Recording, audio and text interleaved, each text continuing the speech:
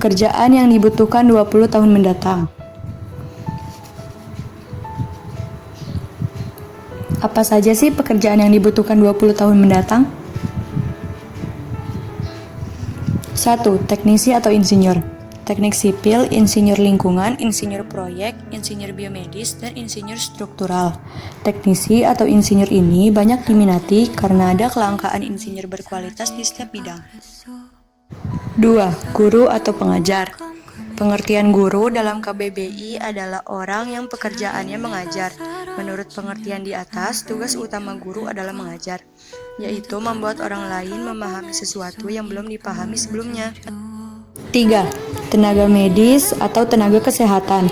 Tenaga kesehatan adalah setiap orang yang mengabdikan diri dalam bidang kesehatan serta memiliki pengetahuan dan atau keterampilan melalui pendidikan di bidang kesehatan yang untuk jenis tertentu memerlukan kewenangan untuk melakukan upaya kesehatan. 4. Middle Rank Management.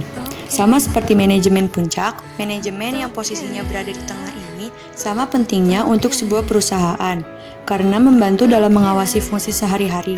Selain itu, akan membantu dalam kelancaran fungsi perusahaan. 5. Ahli IT.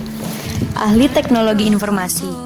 Teknologi informasi atau dalam bahasa Inggris dikenal dengan sebutan information technology, merupakan istilah umum untuk teknologi apapun yang membantu manusia dalam membuat, mengubah, menyimpan, bahkan mengkomunikasikan atau menyebarkan suatu informasi. 6. Jasa keuangan. Jika kamu cukup cakap dengan angka dan menemukan hal menarik untuk menganalisis laporan keuangan, sebaiknya bekerja di jasa keuangan. Jika kamu pandai menyarankan orang-orang tentang apa yang harus dilakukan dengan hartanya, itu adalah bakat dari penasehat keuangan, dan pekerjaan ini masih akan laris manis untuk masa depan. 7. Konsultan. Banyak macam konsultan, mulai dari soal kesehatan sampai bidang manajemen.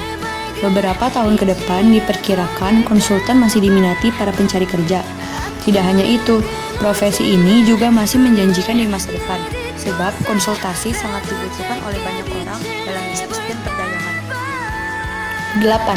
Sales adalah aktivitas atau bisnis menjual produk atau jasa.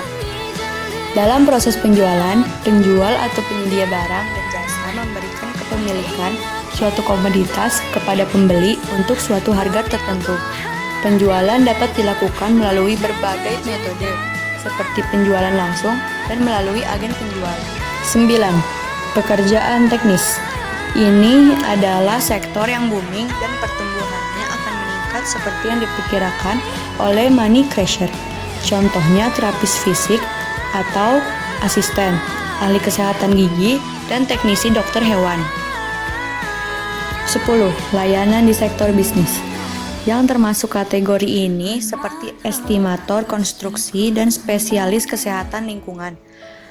Sektor ini menyumbang lebih dari 70% dari total semua pekerjaan dalam ekonomi Amerika dan memiliki masa depan yang cerah.